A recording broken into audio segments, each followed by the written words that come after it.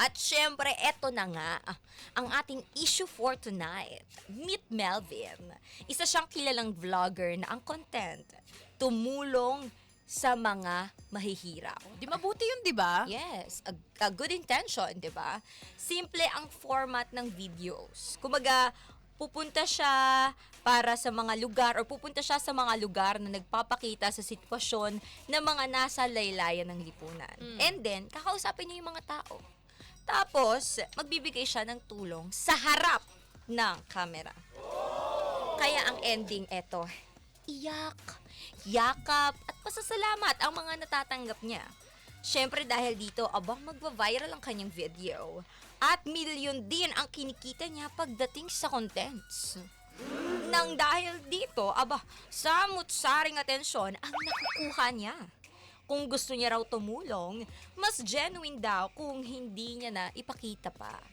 Dahil ang tunay daw na pagtulong ay hindi kailangan ng audience. Pero para sa kanyang supporters, kung wala daw camera, walang makakaalam ng sitwasyon or situations nila. Kung kumikita siya, ginagamit niya rin naman yun para sa pagtulong ulit and at least may action pa at hindi lang puro salita. Kaya para sa kanila, it's a win-win situation.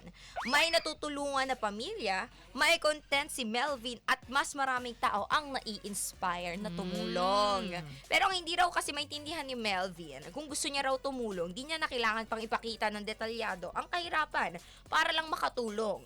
May consent ba talaga ng mga taong pinapakita o napipilitan lang dahil may kapalit ng tulong? At kung walang camera, tutulong pa rin ba siya? Yeah. Ang problema raw kasi sa setup niya is poverty porn, yung eksena. At mas malakas ang engagement niya dahil nga marami raw nakapost sa Pinas. Kaya mas malaki rin ang kinikita niya. Ayan. Doon pumapasok yung uncomfortable truth. Nagiging puhunan niya daw na dapat hindi naman.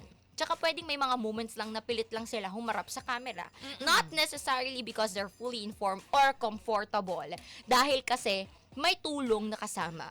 So, ang pwedeng mangyari daw doon is may implicit pressure. Wow, taray sa implicit pressure. Tsaka kung gusto niya raw tumulong, mas okay daw kung hindi parang transaction. Oo. And that's our issue for tonight. Hiningal ako doon, sis. Grabe, no?